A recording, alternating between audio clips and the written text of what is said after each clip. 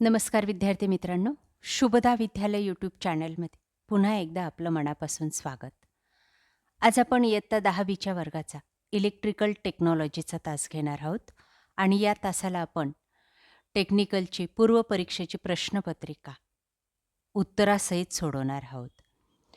ही प्रश्नपत्रिका आपल्याला चालू शैक्षणिक वर्षासाठी नक्कीच उपयोगी ठरणारी आहे. एकूण 80 गुणांचा आपला हा पेपर असणार आहे आणि हा सोडवण्यासाठी 3 तासाची वेळही दिली जाणार आहे.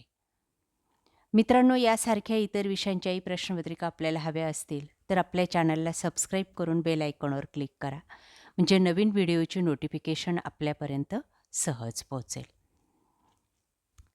प्रश्न पहिला, रिकाम्या जागी योग्य पर्याय निवडून विधाने पुन्हा लिहा. ए. विद्युत इस्त्रीमध्ये विद्युत ऊर्जेचे रूपांतर उष्णता ऊर्जेत केले जाते. बी. LED तपासण्यासाठी मल्टीमीटर वापरतात. सी. सोलर सेल फोटो होल्टर तत्वावर काम करतो. डी. बॅटरीचा उपयोग DC प्रकारचा सप्लाय मिळवण्यासाठी करतात.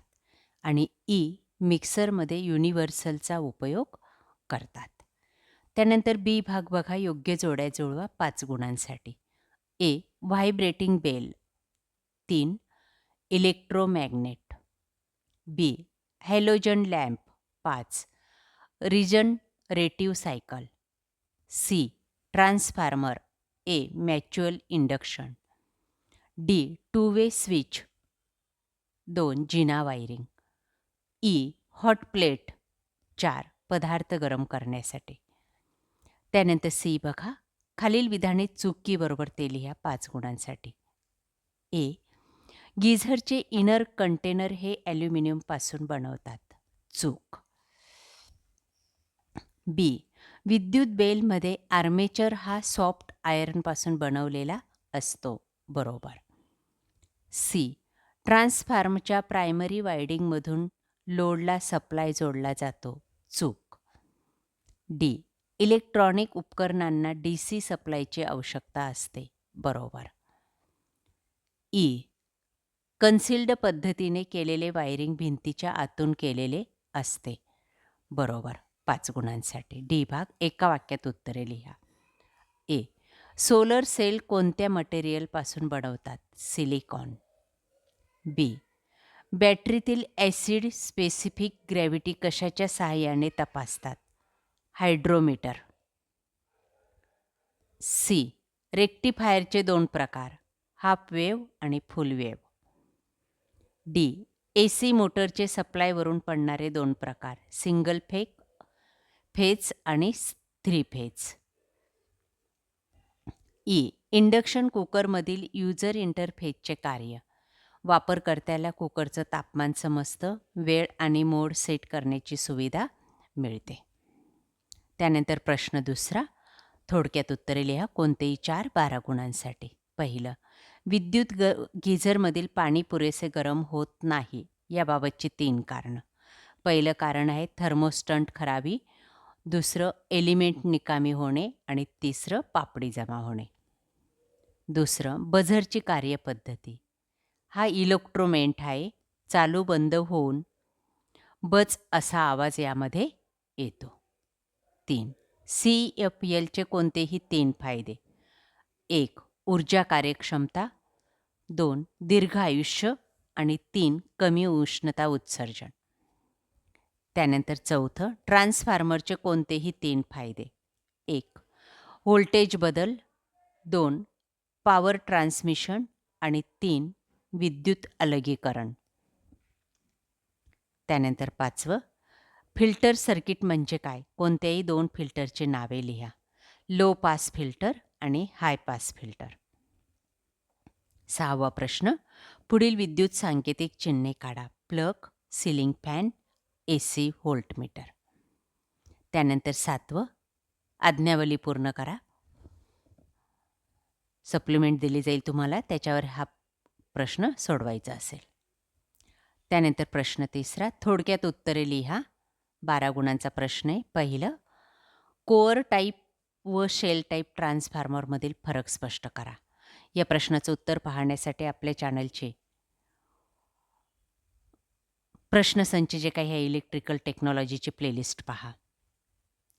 2. बॅटरी म्हणजे काय? बॅटरीचे प्रकार. प्रायमरी बॅटरी आणि सेकंडरी बॅटरी. 3. मोटर प्रमाणापेक्षा जास्त गरम होण्याची कारणे. ओव्हरलोड, बेअरिंगमधील बिघाड. वीज रेक्टिफायरची मंडल आकृती काढा. आकृती काढायची आपल्याला. त्यानंतर वर्तुळ काढण्यासाठी आज्ञावली पूर्ण करायची आहे. 4था प्रश्न, सविस्तर उत्तरे लिहा. 10 गुणांसाठी कोणतेही 2. पहिलं, वॉटर हीटरच्या कोणत्याही 5 भागांची नावे सांगून माहिती लिहा. टाकी, हीटिंग एलिमेंट, थर्मोस्टंट, डीप ट्यूब आणि प्रेशर रिलीफ.